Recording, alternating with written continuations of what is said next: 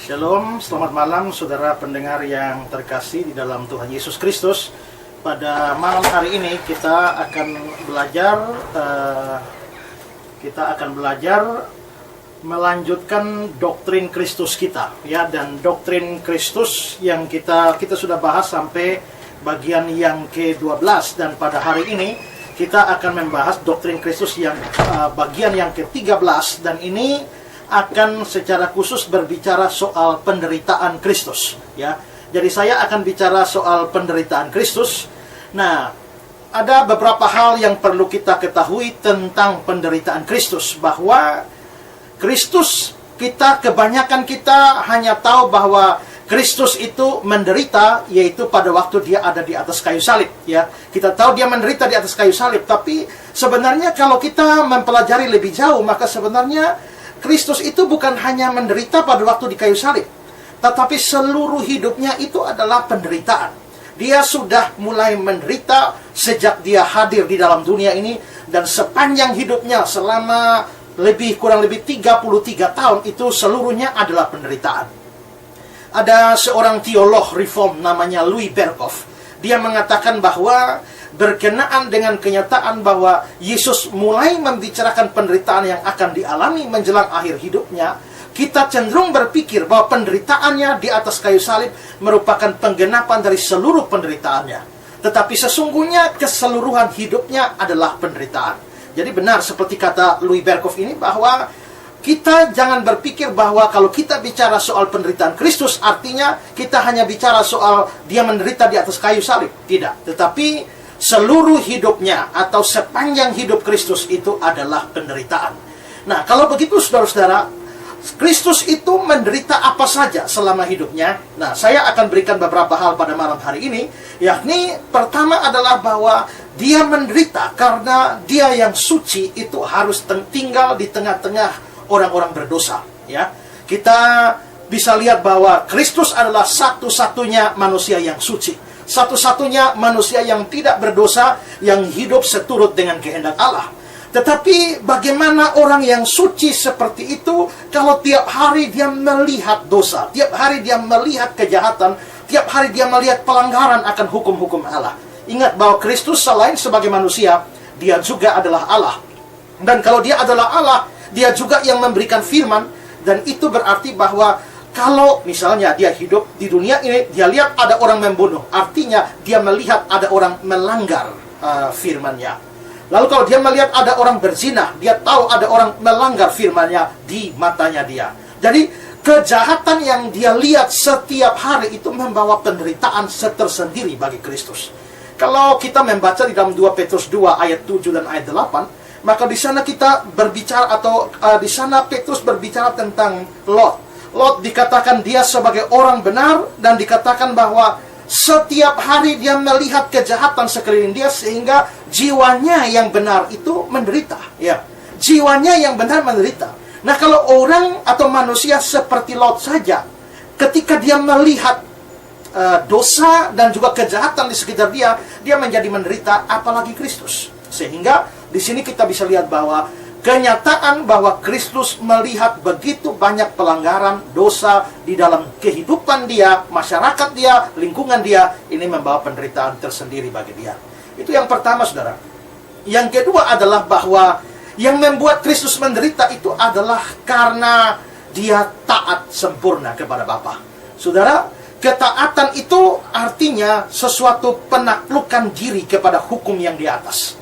Nah, kalau saudara misalnya taat kepada orang tua suruh bangun pagi jam 6, lalu setelah itu kerja, lalu setelah itu ke sekolah, lalu pulang sekolah, harus makan, lalu kerja ini, kerja itu, dan sebagainya. Saudara menundukkan diri di bawah peraturan semacam itu bukan sesuatu yang gampang. Itu mengakibatkan penderitaan, ya. Jadi ada banyak ketaatan yang memang bisa menyebabkan adanya penderitaan, ya. Dan di sini kita melihat bahwa Kristus itu satu-satunya orang yang taat sempurna kepada Bapa, ya. Kristus adalah satu-satunya orang yang taat sempurna kepada Bapa, maka tidak bisa tidak dalam ketaatan yang sempurna itu dia menaklukkan keinginannya kepada Bapa.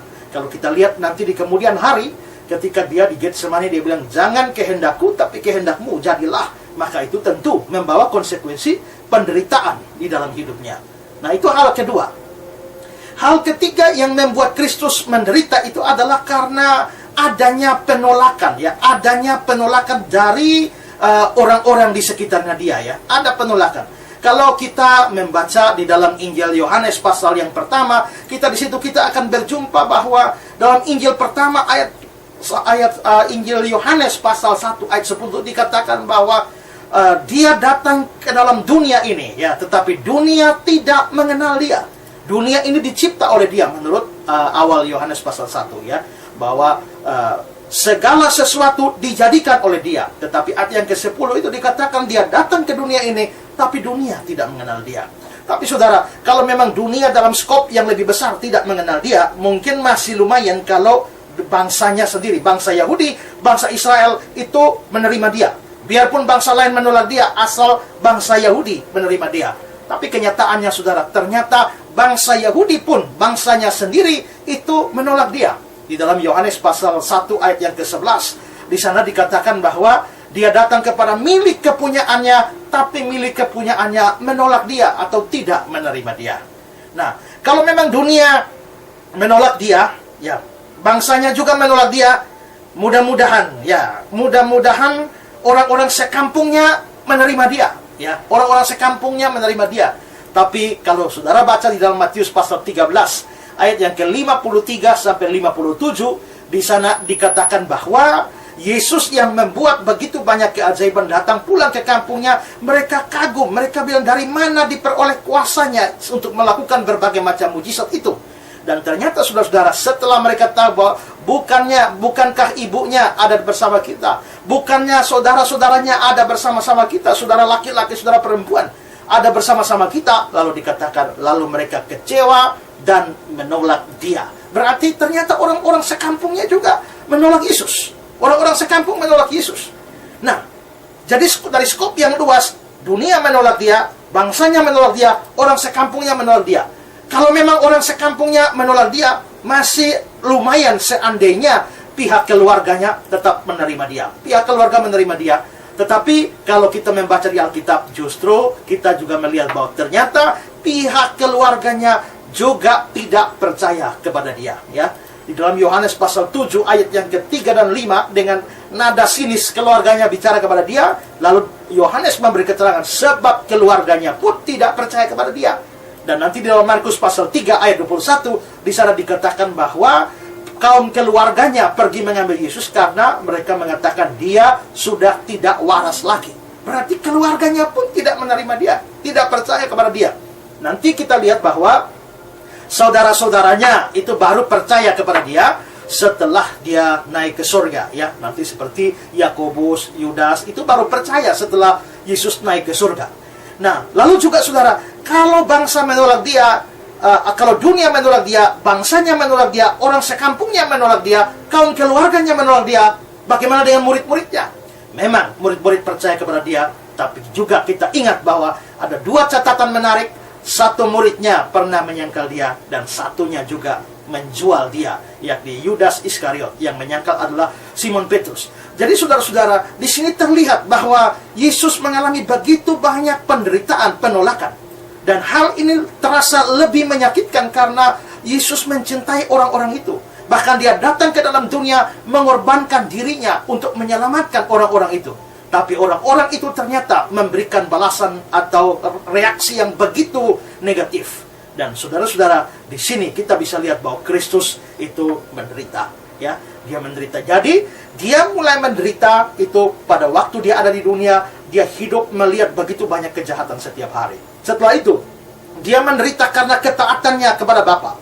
Ketiga adalah dia menderita karena dia ditolak oleh dari skop yang begitu luas sampai pada skop yang lebih sempit. Dan penderitaan Kristus ini juga terlihat juga bahwa dia kelihatannya hidup di dalam kondisi yang tidak bisa dianggap sebagai kondisi yang kaya, ya. Dia mengatakan bahwa serigala mempunyai liang, burung mempunyai sarang, tapi anak manusia tidak punya tempat meletakkan kepala. Waktu dia lahir pun kita lihat lahir dalam kemiskinan, di kandang, dibungkus dengan lampin. Dan Paulus di dalam 2 Korintus 8 dan 9 itu mengatakan bahwa dia yang kaya rela jadi miskin. Jadi Kristus rela jadi miskin. Ini Kristus turun ini bukan dari kota ke kampung, ya, bukan dari ibu kota negara ke ibu kota kecamatan, bukan, tapi turun dari surga, turun ke bumi ini. Perbedaan antara surga dan bumi begitu jauh, dan dia datang dalam kesederhanaan, bahkan penderitaan. Bahkan pendeta Stephen Tong mengatakan bahwa Yesus ini, dia saking miskinnya di dalam dunia ini, hidupnya ini ada pinjam meminjam. Pada waktu dia lahir, dia pinjam kandang binatang. Setelah itu, pada waktu dia hidup di dunia ini, dia tidak punya tempat meletakkan kepala. Bahkan untuk rumah, untuk keledai masuk Yerusalem pun dia pinjam. Untuk mempersiapkan rumah untuk perayaan Paskah pun dia meminjam tempat. Pada akhirnya ketika dia mati, juga pinjam, yakni pinjam kuburannya Yusuf Arimatea. Berarti Yesus memang mengalami penderitaan demi penderitaan. Dan lalu saudara, puncak atau klimaks dari penderitaan Kristus itu adalah ketika dia mengalami penderitaan di atas kayu salib. Jadi penderitaan Kristus itu bukan cuma di atas kayu salib, itu klimaks. Tapi sebelum itu, penderitaan demi penderitaan itu sudah memenuhi hidupnya.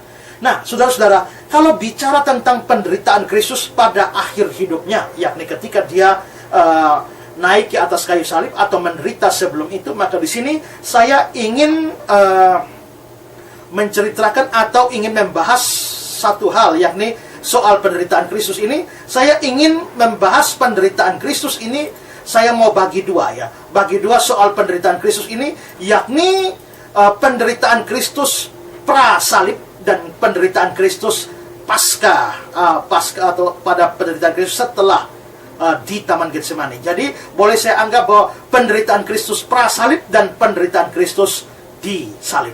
Nah, saudara-saudara, kalau kita bicara soal penderitaan Kristus pra-salib ini, maka kita akan melihat beberapa hal, yaitu apa yang dicatat di dalam Injil Lukas, ya.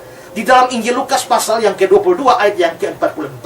Di sana dikatakan bahwa Yesus di Taman Getsemani, dia sangat ketakutan, makin bersungguh-sungguh berdoa, dan teluhnya menjadi seperti titik-titik darah bertetesan ke tanah. Jadi saudara bayangkan, Kristus ini dikatakan tetesan keringatnya itu seperti titik-titik darah. Nah, saudara-saudara, bahwa di situ Yesus takut ini bukan takut akan penyaliban, tapi kelihatannya dia takut kepada perpisahan yang akan dia alami dengan Bapaknya ketika beberapa saat lagi ketika dia naik ke atas kayu salib. Nah, tapi di sini saudara-saudara dikatakan bahwa Yesus itu berkeringat darah. Ini bukan sesuatu yang asing bagi dunia medis. Nah, di dalam dunia medis ini, gejala ini dikenal sebagai apa yang disebut sebagai hematidrosis atau hematohidrosis. Dan apa itu hematidrosis itu? Ada seorang namanya Alexander McHerald dalam bukunya The Case for Christ.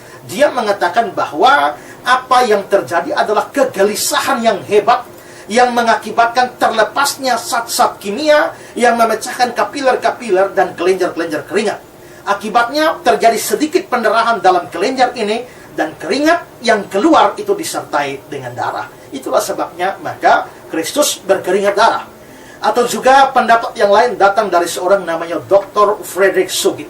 Dr. Frederick Sugip ini mengatakan bahwa walaupun kondisi medis seperti ini relatif jarang ada, kondisi ini luas diketahui dan telah banyak kasus seperti itu. Istilah klinisnya adalah hematihidrosis. Sekitar kelenjar keringat ada banyak pembuluh darah seperti jaring. Di bawah tekanan yang besar, pembuluh-pembuluh tersebut menyusut. Kemudian saat kegelisahan berlalu, pembuluh darah mengembang sampai mencapai ambang pecah. Nah, darah mengalir masuk ke kelenjar keringat. Sementara kelenjar keringat menghasilkan banyak keringat, darah terdorong ke permukaan kulit keluar sebagai tetesan-tetesan darah.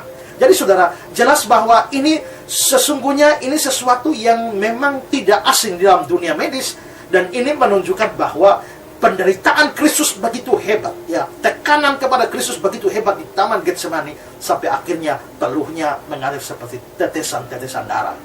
Nah, itu yang pertama, ya, pra-salib, yaitu dia mengeluarkan tetesan-tetesan darah dari keringatnya. Lalu yang kedua adalah penderitaan Kristus yang kedua pra-salib itu adalah ketika dia dicambuk. Nah, saudara, fakta bahwa Yesus dicambuk saja itu memberikan satu gambaran yang sangat-sangat menderita Tapi gambaran tentang penderitaan ini akan lebih terasa kalau saudara mengerti bahwa cambuk yang dipakai untuk mencambuk Yesus itu bukan cambuk biasa, ya, seperti orang pakai cambuk sapi, tidak. Tapi ini adalah cambuk Romawi. Nah, cambuk Romawi itu adalah, ya, seperti kata Barclay mengatakan bahwa cambuk itu sendiri adalah suatu tali kulit yang panjang yang ditaburi dengan potongan-potongan tulang dan butiran-butiran timah yang runcing. Itu kata Barclay, ya. Atau juga keterangan dari William Hendrickson mengatakan cambuk Romawi terdiri dari satu gagang kayu. Jadi semacam satu gagang kayu yang pendek, lalu diberi beberapa tali kulit. 1, 2, 3, 4, 5, 6, 7. Biasa sekitar 7 tali kulit. Dan ujungnya dilengkapi dengan potongan-potongan timah dan kuningan dan potongan-potongan tulang yang runcing. Jadi saudara, ini 1, 2, 3, 4, 5, 6, 7 itu di masing-masing utasnya itu ada semacam timah atau juga potongan tulang yang berbentuk seperti mata kail, ya saudara, atau alat pancing ikan tuh, ya. Nah, saudara-saudara, di situ kalau saudara melihat bahwa ini kalau model seperti mata kail ditangkap, dimakan oleh ikan, maka ikannya tidak bisa lari karena robek tenggorokannya. Nah, itu seperti itu. Timah ini untuk membuat kulitnya memar. Tapi pada saat itu dipukulkan, maka itu menancap, dan begitu ditarik itu pasti dagingnya ikut robek, ya, tercabut dagingnya karena timahnya itu pada pukulan berikut itu sudah membuat kulit ini sangat memar. Lalu tulang yang runcing seperti mata kail itu menancap ke dalam, lalu ditarik, maka itu terjadi robekan. Nah, kalau cambuknya itu seperti satu gagang begini, lalu ada sekitar 7, maka lalu masing-masing itu 7 timah dan juga 7 runcing, tulang yang runcing, maka satu kali pukul itu adalah 49 lubang. 49 lubang ditarik, maka 49 luka yang terbuka dengan hebat. Dan ini membuat pencambukan itu menjadi sesuatu, akibat dari pencambukan itu sesuatu yang mengerikan, ya. Nah, William Barclay itu memberikan keterangan seperti ini, ya. Pencambukan Romawi adalah satu penyiksaan yang hebat. Korban ditelanjangi, tangannya diikat ke belakang, lalu diikat pada satu tonggak dengan punggungnya dibungkukan sehingga terbuka terhadap cambukan. Pencambukan seperti itu selalu mendahului penyaliban, dan pencambukan itu menjadikan tubuh telanjang itu menjadi carikan-carikan daging mentah dan bilur-bilur yang meradang dan berdarah. Ada orang yang mati karenanya, ada orang yang menjadi gila karenanya, dan sedikit orang bisa tetap sadar sampai akhir pencambukan. Lalu juga keterangan dari William Hendrickson. Dia mengatakan, pencambukan diberikan terutama pada punggung korban yang ditelanjangi dan dibungkukan. Jadi korbannya itu membungkuk dengan tentu saja tanpa memakai baju. Dan biasanya 2 orang dipekerjakan untuk melaksanakan hukuman ini. Yang seorang mencambuk dari kiri dan yang satu lagi dari kanan.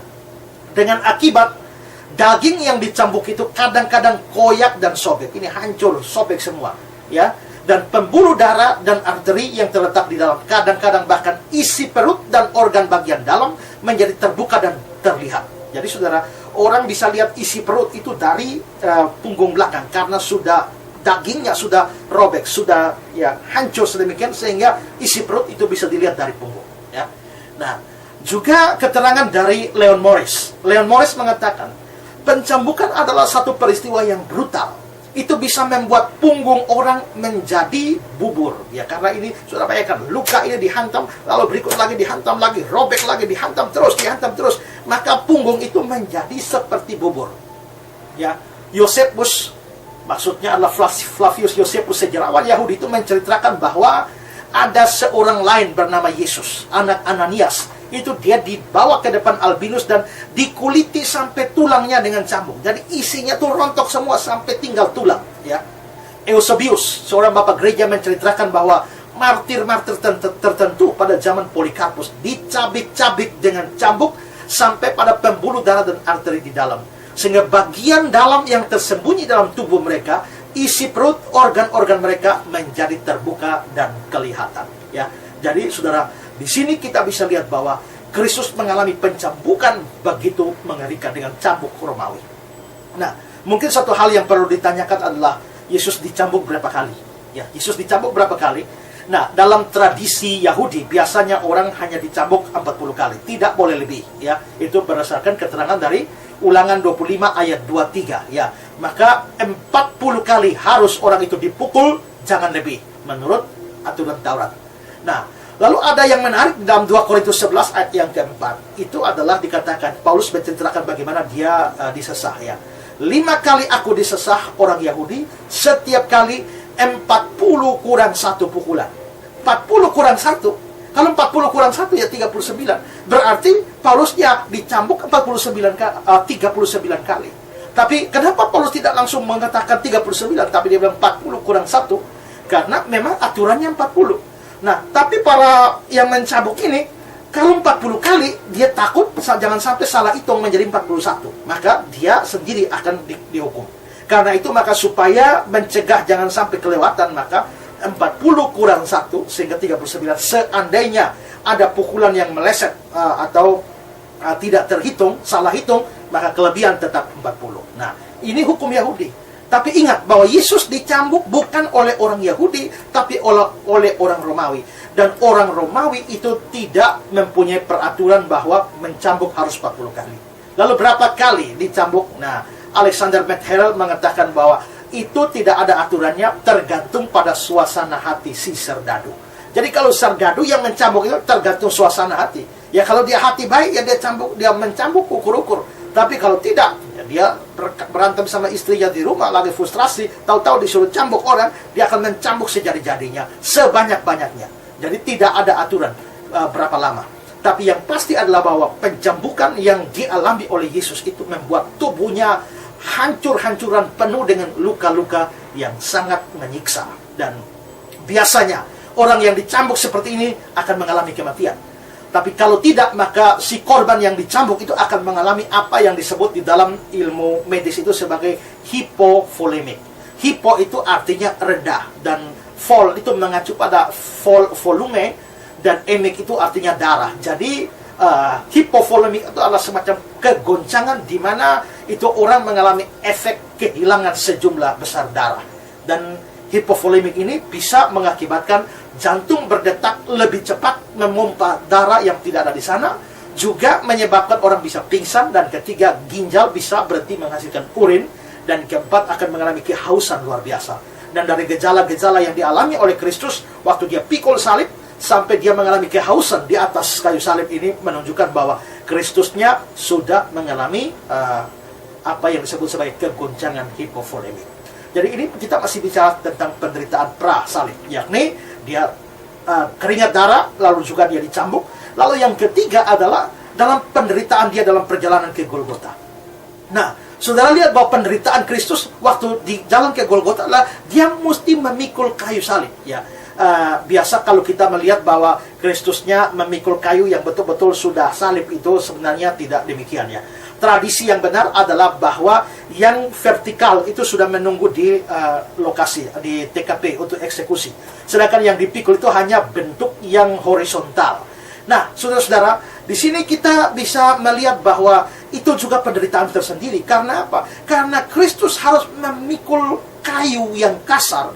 Tapi kayu itu bukan berada di atas punggung yang mulus. Tapi ini punggung yang sudah robek karena cambukan. Punggung yang telah menjadi bubur karena cambukan itu harus bersentuhan dengan kayu kasar, dan Kristus di dalam kondisi kegoncangan hipovolemik, sehingga jelas ini merupakan satu penderitaan yang hebat ya, satu penderitaan yang hebat. Jadi itu adalah penderitaan Kristus pra-salib. Jadi penderitaan Kristus pra-salib ada 3, saya ulang.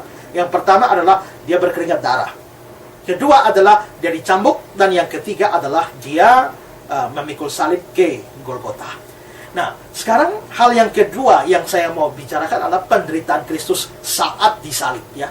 Nah, ketika dia tiba di tempat penyaliban, penderitaan macam apa yang dia alami ya. Nah, kalau kita membaca di dalam kitab Yohanes pasal 20 dan 25 dan seterusnya, maka Yesus ini dia harus dipaku ya. Dia dipaku tangan dan kakinya ya, dia dipaku tangan dan kakinya. Nah, dan saudara-saudara, memang ada perbedaan pemahaman tentang pakunya ini. Apakah pertama adalah soal kaki. Ini kan misalnya batang salib di sini, apakah kaki Yesus itu duanya dipaku dari depan atau juga ada pembuktian arkeologi di mana dipaku dari samping-samping, ya, dipaku dari samping-samping. Tapi mayoritas orang tetap menganggap bahwa kakinya itu dipaku dari depan, ya. Tapi memang ada tulang-tulang yang ditemukan dari orang-orang di salib juga kakinya itu mengapit batang salib dan dipakukan dari kiri dan kanan, ya.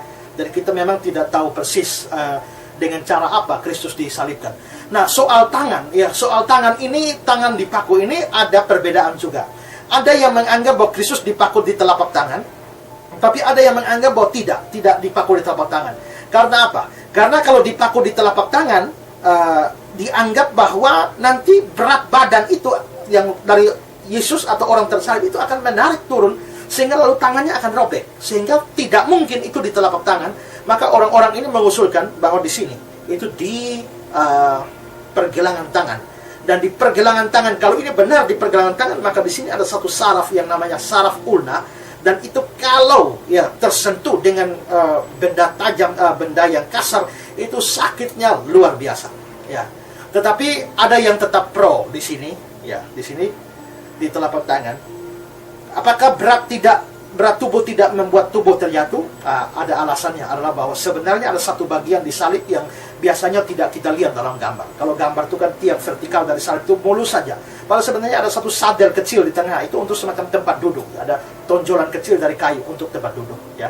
Dan lalu juga tangan itu bukan hanya bertumpu pada paku itu, tapi juga tangan diikat sehingga tetap ada di atas kayu salib, bisa kuat, tidak jatuh. Ya, jadi memang ada perbedaan apakah atau di bagian manakah paku-paku itu ditancapkan, ya. Nah, jadi kita tidak tahu persis. Nah, tapi yang pasti adalah bahwa di bagian manapun, baik telapak tangan maupun juga pergelangan tangan, kita bisa melihat bahwa itu sesuatu yang sangat mengerikan. Apalagi paku-paku Romawi itu bukan seperti paku-paku kita, paku yang sangat besar dengan ukuran yang besar. Nah, ada sesuatu lagi, yaitu setelah Yesus atau juga para tersalib lainnya, setelah mereka dipakukan di atas kayu salib, itu ada satu kebiasaan di mana mereka sebelum menancapkan salib itu di dalam tanah, itu ada kebiasaan untuk membanting-banting salib, ya. Jadi saudara bayangkan kalau saudara seperti berdiri seperti ini, tahu-tahu saudara jatuh, kan secara refleks tangan saudara akan menahan, ya. Tidak perlu otak bekerja memikir-mikirkan, secara otomatis dalam persekian detik itu tangan berefleks untuk melindungi tubuh saudara. Tapi saudara bayangkan kalau tangan saudara tersalib seperti ini, lalu saudara mesti jatuh tanpa hambatan apa-apa. Ini betul-betul menghantam wajah saudara, tubuh saudara ke atas tanah, ya. Dibalik lagi, jadi saudara bayangkan ini tangan dan kaki itu terpaku, dan kalau itu harus mengalami goncangan, maka ini sangat-sangat sakit, ya. Tidak bisa dibayangkan sakitnya. Itu mereka biasa seperti itu. Dan waktu mau memasukkan kayu salibnya, ya, waktu mau memasukkan kayu salib ke dalam lubang, itu mereka, saudara mungkin pernah ikut acara pemakaman, ya. Ketika peti mati mau diturunkan ke lubang, itu orang begitu berhati-hati. Padahal di dalamnya mayat yang tidak rasa apa-apa, tapi berhati-hati sedemikian rupa. Tapi ini saudara, salib di mana Yesus ada di atas itu, mereka angkat setinggi-tingginya, masukkan lubang, pak. Nah, begitu jatuh, maka saudara bayangkan, itu membuat efek sakit yang sangat-sangat luar biasa, ya, sangat-sangat luar biasa. Hal lain yang saya mau beritahu saudara, bahwa orang Roma itu terbiasa menyalibkan orang. Terlalu banyak orang, ada ribuan orang mereka salib. Dan karena itu mereka tidak punya waktu untuk membuat kayu salib itu yang seindah-indah, dipotong, diskap, diamplas sampai halus. Tidak, saudara, ya. Itu betul-betul hanya kayu kasar dari hutan yang diambil, ya. Itu betul seperti lagu kita, sepotong kayu kasar, tanda dosa besar. Sepotong kayu kasar. Nah, ini kalau kayunya besar seperti itu, saudara bayangkan, ya. Ini kayu vertikal begini, lalu yang horizontal dari depan, ataukah horizontal dari belakang, ya. Banyak penafsir beranggapan bahwa yang vertikal itu di depan dan horizontal di belakang. Jadi seperti ini, bukan begini, ya, bukan vertikal itu, bukan horizontal di depan, tapi horizontal di belakang. Nah, kalau horizontal di belakang, itu berarti tubuh Yesus ada di sini, tapi tangannya tidak bisa lurus. Tangan yang terpaku itu tidak bisa lurus. Tangan yang terpaku itu tertarik ke belakang. Nah, itu saudara bayangkan, saudara, kalau saudara punya waktu ya, silakan saudara berdiri sambil menarik tangan saudara ke belakang ya. Saudara bisa tahan berapa lama ya. Dan saudara, Kristus harus mengalami itu berjam-jam sehingga itu bisa membuat sendi-sendinya terlepas. Dan ini menggenapkan apa yang dinubuatkan dalam Mazmur 22:15, yaitu segala tulangku terlepas dari sendinya. Ini penderitaan yang hebat. Nah, lalu juga saudara-saudara, ada hal lain lagi, yaitu pada waktu Kristus di atas salib, saudara, yang membuat si tersalib itu bertahan hidup adalah ketika dia bernapas. Dan kalau dia bernapas, organ atau bagian tubuh yang sangat menentukan di dalam bernapas itu adalah tulang kaki ini ya, tulang kering ini. Mengapa? Karena itu dipanggil untuk naik turun untuk bernapas ya. Itulah sebabnya ketika mereka di akhir penyaliban, mereka lihat dua penjahat di kiri kanan Yesus itu belum mati, mereka pukul kakinya pakai martil supaya patah ya, sehingga dengan patah dia tidak bisa bernapas lagi. Nah, tapi Yesus kan dia tidak dipukul karena sudah mati. Nah, tapi itu berarti bahwa tulang kaki itu penting bagi penarikan napas, naik turun. Nah, jadi mungkin tubuh Yesus itu naik turun ya, naik turun. Dan kalau naik turun itu artinya punggungnya itu harus bersentuhan dengan kayu kasar. Nah, masalahnya punggungnya sudah jadi seperti bubur pada waktu pencambukan. Sekarang sudah luka memar begitu, bukan luka memar saja, luka yang mengerikan. Sekarang harus digesek-gesek dengan kayu kasar dari hutan. Saudara bayangkan, coba kalau saudara punya luka kecil di tangan ya, saudara pergi ambil kayu pohon kom, lalu saudara horo dia, tak, saudara bisa rasa hilangnya seperti apa. Tapi Kristus tidak bisa menghindari itu. Dia supaya tetap hidup, dia mesti naik bernapas, turun naik. Dan setiap kali turun naik, maka punggungnya yang terjadi bubur itu harus bergesekan dengan kayu kasar. Dan ini penderitaan yang maha hebat ya, penderitaan yang maha hebat. Nah, karena itu saudara-saudara, maka tidak bisa kita bayangkan dengan sekian jam di atas ya, kayu salib itu, luar biasa penderitaan Kristus. Nah, itulah sejumlah hal yang bisa saya jelaskan tentang penderitaan Kristus. Nah, sekarang saudara, bagaimana respon kita terhadap penderitaan Kristus ini? Banyak orang bereaksi salah. Reaksi salah adalah mereka kasihan kepada Kristus. Dengar saudara, ya, Kristus tidak butuh belas kasihan kita. Di dalam Lukas 23, 27, 28 dikatakan ada orang-orang yang menangis dan meratap dia ya. Tapi Yesus mengatakan, jangan kamu menangisi aku, melainkan tangisilah dirimu sendiri, tangisilah anak-anakmu. Jadi kalau kita setelah mendengar ini kita merasa kasihan kepada Kristus, itu reaksi yang salah ya. Reaksi yang benar adalah kita harus sungguh-sungguh percaya kepada dia, karena dia datang menderita, mati untuk kita, dan kita memberikan keselamatan. Tapi itu tidak otomatis kecuali kita mau sungguh-sungguh percaya kepada dia yang telah mati menanggung dosa kita, maka kita akan diselamatkan. Jadi respon yang benar kepada semua penderitaan Kristus haruslah yaitu respon dengan sungguh-sungguh beriman dan percaya kepada dia. Nah, inilah pelajaran kita tentang penderitaan Kristus. Semoga pelajaran ini boleh membuat saudara lebih menghargai Kristus dari sebelumnya. Nah, pelajaran kita sampai di sini. Kita akan lanjutkan di dalam tanya jawab, tapi saudara, kita nanti akan break sejenak, baru kita akan lanjutkan pada session tanya jawab. Tuhan memberkati saudara.